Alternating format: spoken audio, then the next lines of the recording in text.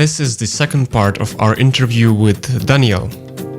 This time, AI in startups and professional development as machine learning engineers. Here are the top tips from Daniyal. Enjoy this one.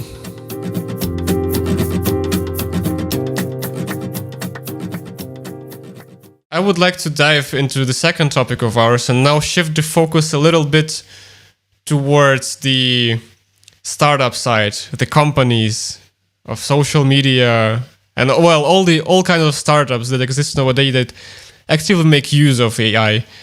And I know that you are very interested and very passionate about startups, and you have quite a lot of expertise working with different companies. So, well, first of all, from your perspective as someone who has been inside this whole ecosystem of startups, how has the ecosystem changed with the coming of AI and this technological disruption? Or is there any change at all? So me personally, when I jumped into the startup world, there was already this kind of like AI hype. Mm-hmm. I can maybe only talk about what I read from the previous hypes. As I said before, like the World Wide Web and mobile devices. Mm-hmm. I think that is no different. In the same way that there was such a huge hype with the .com kind of environment, and again, the next step was the mobile apps. Mm-hmm. The same thing happened with the breakthroughs in deep learning and AI. So I do believe that there is a huge hype in the domain. Still. Still. And I'm pretty sure that it's going to keep going until probably the next few years, at least. Mm-hmm. Just, for example, just like the domain of like self-driving cars. There are hundreds and hundreds of companies trying to tackle the same problem. And you know, at the end of the day, only a few are going to survive. Yeah. Regardless of this, investors keep pouring money into each one of them because of certain particular thing that they're specialized about in the domain. Mm-hmm. Mm-hmm. And the same goes for like kind of like selling your startup as a machine learning or AI startup nowadays. Mm-hmm. For me, at this point, I don't know what that means. Okay. There was this report from Economist that basically analyzed, I don't know how many companies that were talking like they were like an AI first company. And I think 60% of them, they weren't even using AI or machine learning as a kind of like, like a product or company important tool. So again, it's, I think fake news. Fake news. I think I'm not the only one that kind of like worked in different startups and kind of like got this sense of trying to navigate the bullshit. Like trying to see what is true, what is not. So the hype is definitely there, and you have to kind of like understand and differentiate like what is true from what is not, even in that case, like when you try to work with different people. Mm-hmm. Well, if you say you said a couple of words about hype, and you say that it's gonna be there for a couple of years. Is it too late now already to enter into the startup world and say, okay, I'm gonna create a product using AI, or I'm gonna be AI consultancy? I mean, AI-centered startup. Is it too late or not yet? Definitely not. No. Okay. It's not late at all. And I mean, just look at like the latest breakthroughs that happened. Like I think it was late 2018 that kind of like NLP became now the boom. Mm-hmm. I don't know if you're familiar with like BERT models and that kind of stuff that Google released. No, unfortunately. Anyways, so NLP, even though after the deep learning revolution, it kind of improved, but it didn't become like a kind of like a breakthrough really until like late 2018. And now, like in 2019, 2020, you are still seeing like companies coming out with use cases for that particular technology. What happened? What triggered the change? Data? Yeah. So I think one of the biggest kind of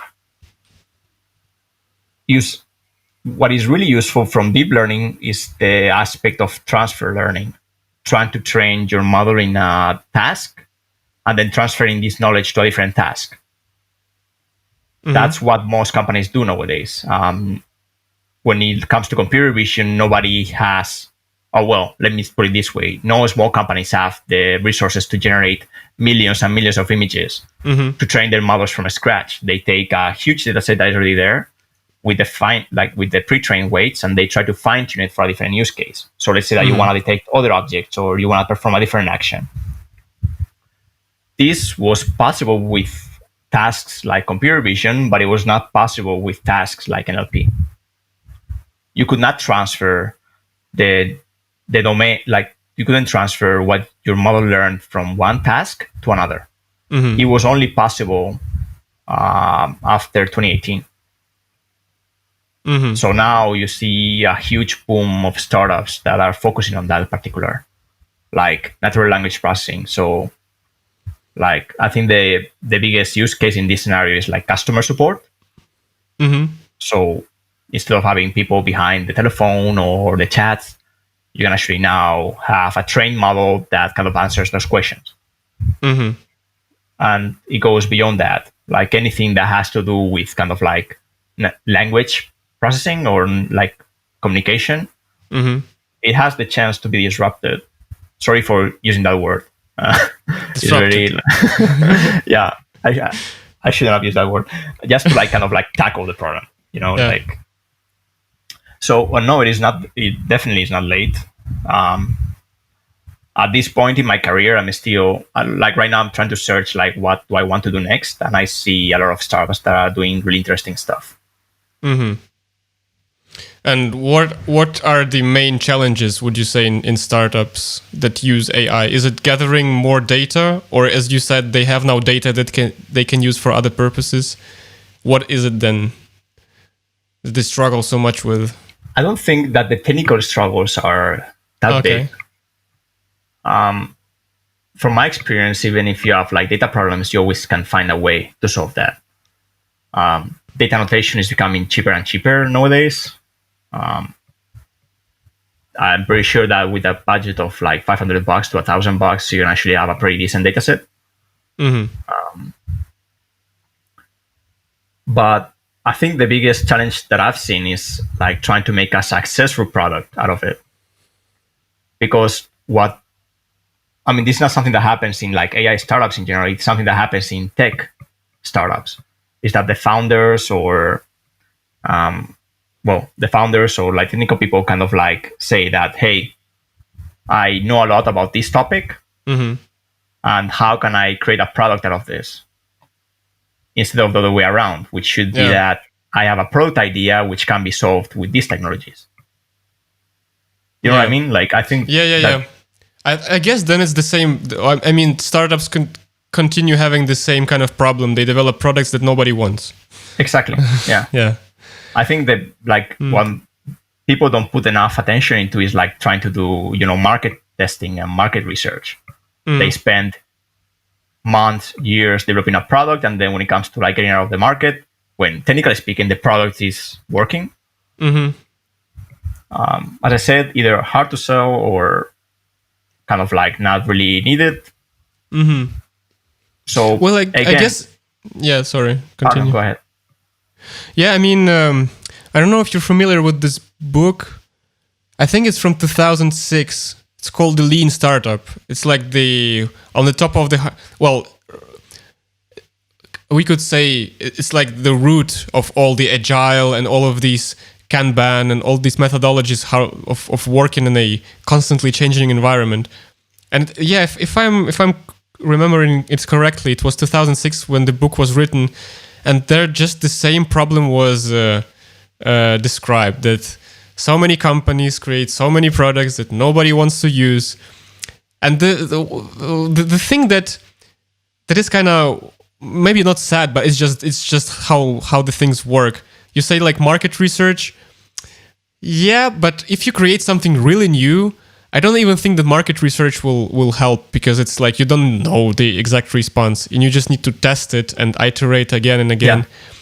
And I'm kind of surprised to hear this from you, because I thought people kind of understood that you need to do it, or that you need to pivot, or maybe, well, I don't know.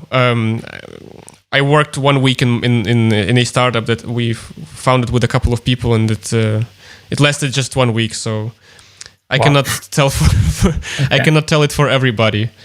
But it's kind of funny, just or interesting to hear that. Yeah, I mean, basically, startups have the same problems as they had before AI, right? Yeah, I never read that book, but probably like many of the material that I studied in my master's maybe came from there. But again, this is like the issue, like what are the people creating these companies? They are technical people. So again, maybe it's kind of like a technical person trying to become a businessman. And in many cases that works really well. In other ones, just doesn't.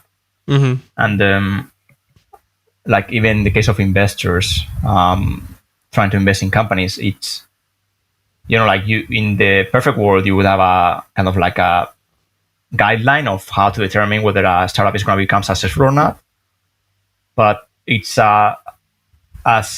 it's really hard to formalize. It's almost random.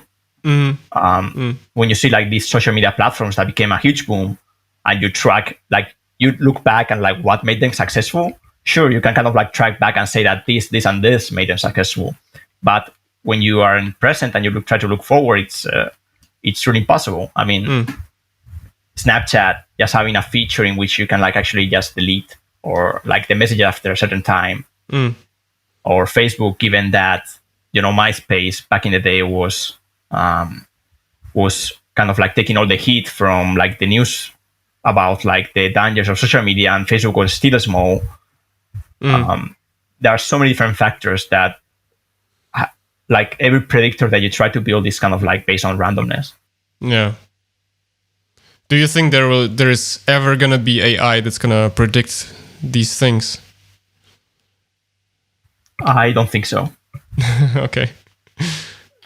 I think like from what I can see from AI, it's as I said, with the same problem that you have in like detecting misinformation, etc. Is that is like a ever going changing scenario. It's not something that is like static. I perceive it as like the same way that you see with like market predictions or stock market predictions. Like there is a lot of like investments on this domain, but again, since the market is not static, it changes with the actions of the observers. It's not easy to predict or like easy to formalize. Yeah. Well, the good point. There is no silver bullet. I think you said it before as well. Yeah. Which is important to acknowledge. Yeah. But who knows? Maybe in a few years or maybe in a decade, like things will change, and then whatever I say doesn't hold anymore. But at this point in time, it's what I can see. Yeah. No, definitely. I couldn't agree more on these points. At least, as you say, from today's perspective. So, I'm very interested in many things as well, from more like personal things from your career development, because you've been working in many fields, in startups, contemplating some philosophical questions while working with preventing digital manipulation. And one of the things that that you say is that I read it somewhere, I think in your presentation or something, that machine learning in AI startups actually comprises something like 10% of the work, and the rest is basically data science, extraction, and feature processing, and all of those things. So, what does the work in a startup really look like then? Maybe you could describe like your typical day working in such kind of environment. I think that a typical day would not be a good representation, because if I narrow everything down to like a average day, like what do I do on average, it's mostly like trying things out, googling, reading papers, trying to fix my bugs in Stack Overflow, other stuff. So it's if you look at it from a day-to-day perspective, it's not kind of like cool. It's what I think it's mostly what a dev would do. A dev with like mathematical and modeling skills. But when you look through like what is like the short-term or medium-term goal, like how you progress over different stages, is that you usually start with trying to create a prototype of whatever you're trying to do. Let's say that the startup has a vision, and either A, they think of like, oh, what about we build this prototype? Or you just take that vision and you say that, okay, I have this set of prototypes that I could build that align with that vision. And we could actually like test them out.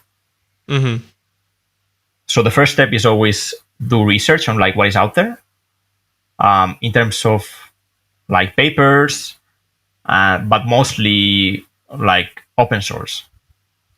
I think the largest tool that every like software company has, or startups, and the reason that like so many, like most of the startups are actually software based, is because you have access to like a freely available pool of resources, which is open source.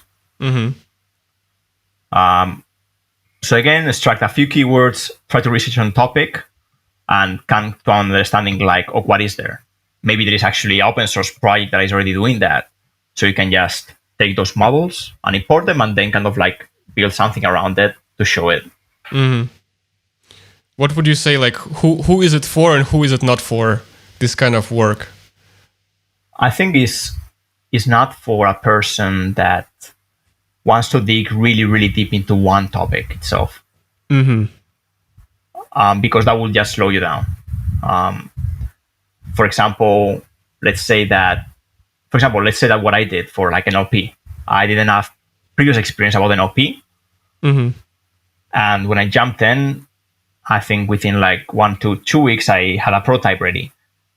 But the counterfeit, kind of like the bad thing about that kind of pacing is that I did not fully understand everything that I was doing. In terms of like the model, in terms of like some of the kind of like processing that I was doing. First step is like trying to make something work and like to showcase it as a prototype. And when it comes to the step of like, okay, optimizing or adding features, that's when you dig deeper. That's very interesting. If I, instead of doing that, I just started from the bottom up, like, okay, let me take an NLP course. And from the NLP course, I go to the specialization of the BERT model and like see how does the BERT model, which was the state of the art back then, kind of like work internally. That would have taken me a long time. And that's the difference, that if I was doing that, I would not be generating throughput.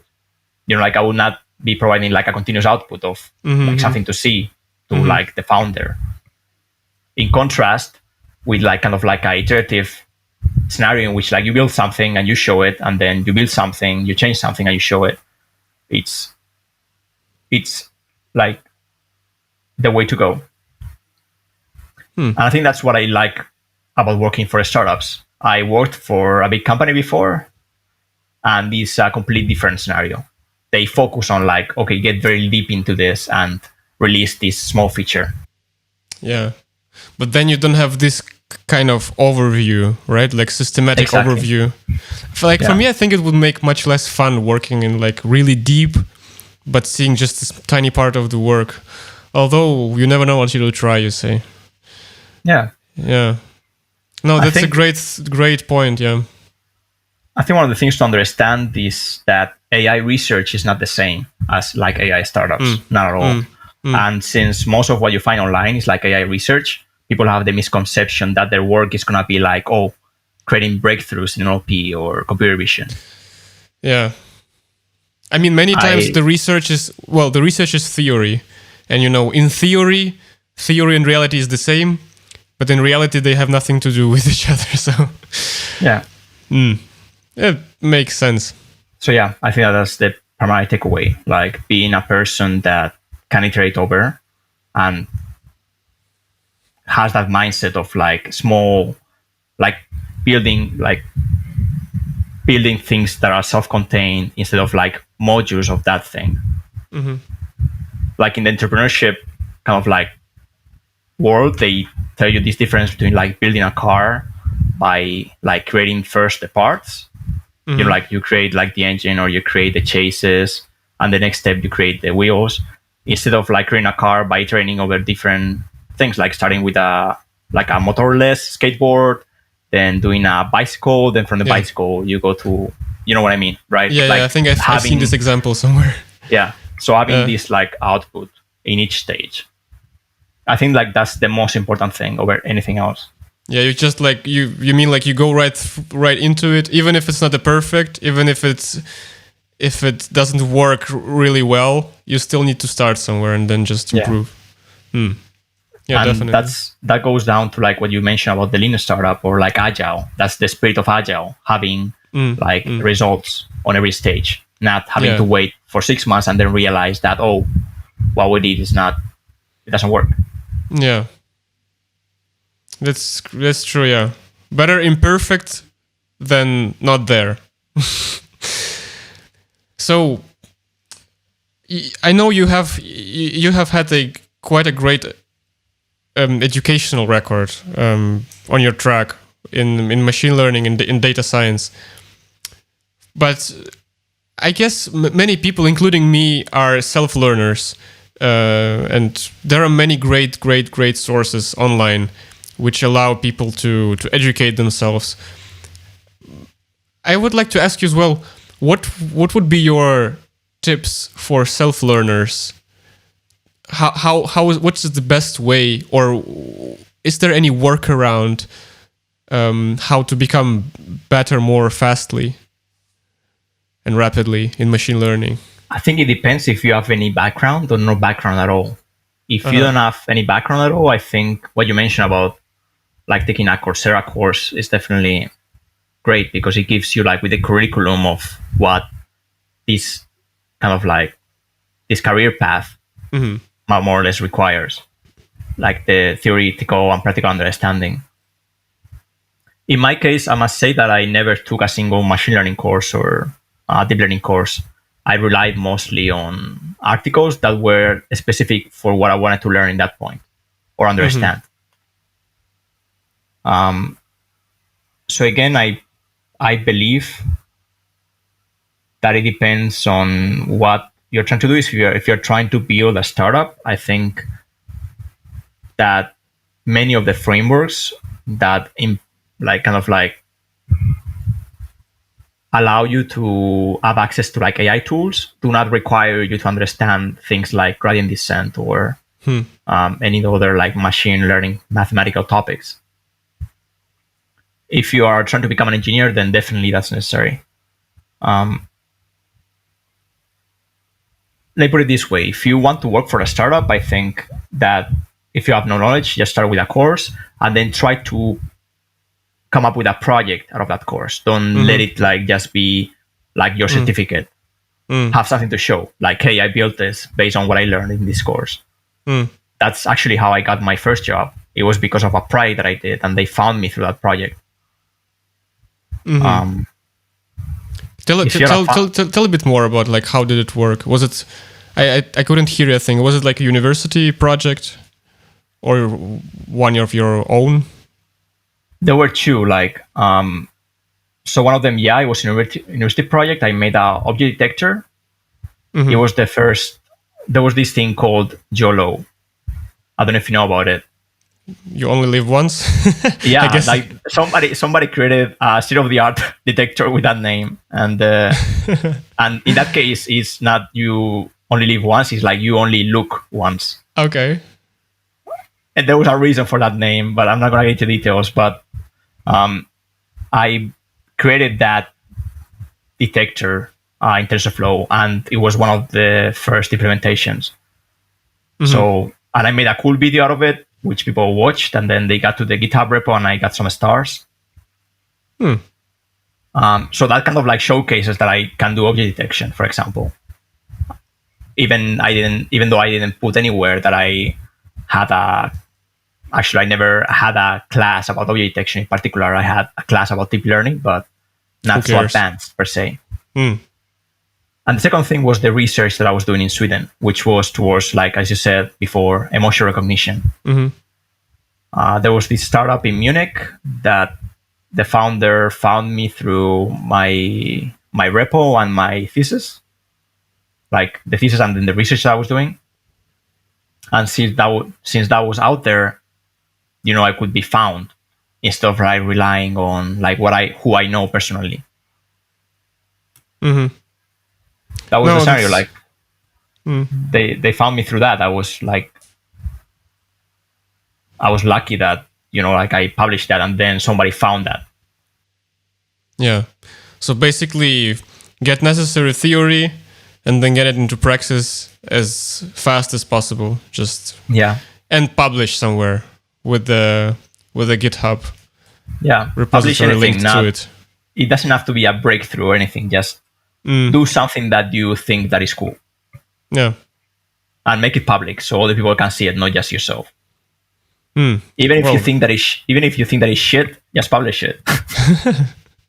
Yeah, I mean, who knows, right? We always tend to underestimate what it actually might bring, what kind of usefulness it might carry. Yeah, well, very inspiring. Thank you for sharing your story and your advices. So the last part of our interview, this is something new that I wanted to try out, and this is the Blitz session. Well, you just have 2 questions. I'll ask you first question, then you just answer straight away without thinking too much. Number 1. I'll try. If you met Elon Musk, what would you tell him? That I would like to work in the navigation system of the rockets. Okay. You're looking for a job. Okay. Yeah. Even if I was working on like something, I just find it fascinating. I don't know. That's what I would try to do. I just love the navigation systems that they're developing. Okay. Well, and the second one is a bit more philosophical. You can answer it very quickly, or you can elaborate if you want to. Is technology making us dumber?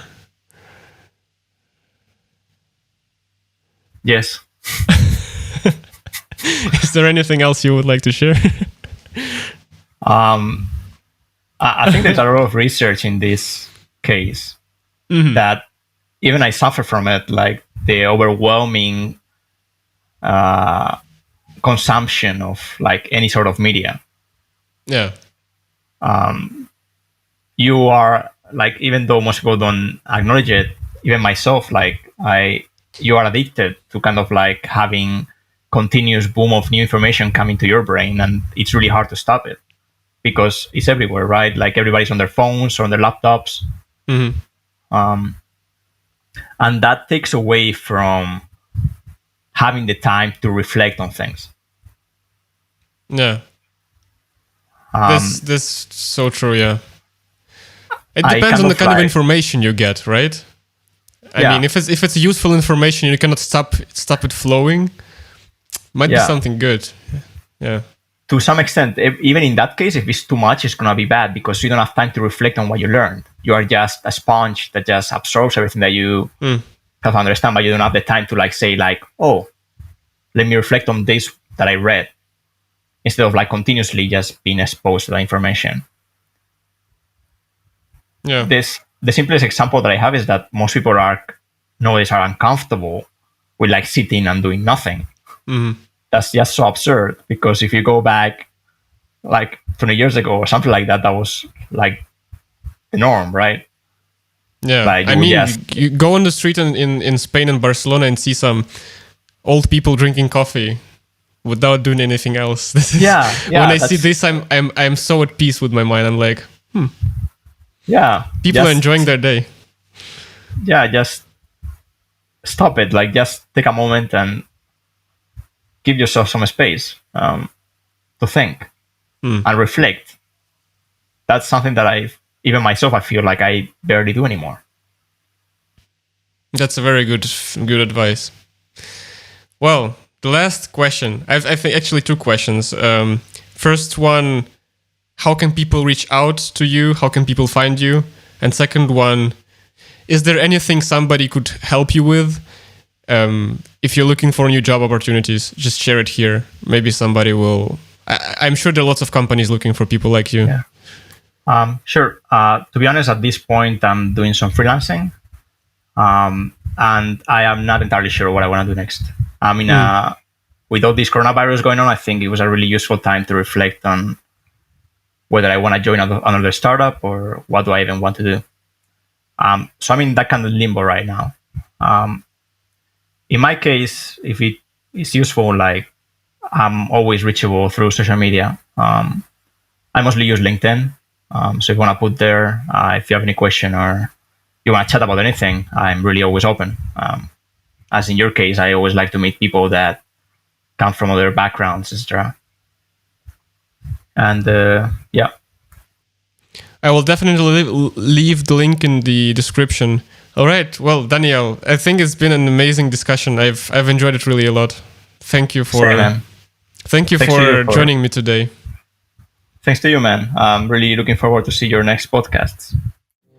Wow, what a wonderful conversation. So many points touched and discussed. I hope you are as inspired as I am right now. As always, feel free to check out our website to check the show notes, and please consider supporting us on Patreon so that we can continue to create this quality content for you. Stay safe. See you next time.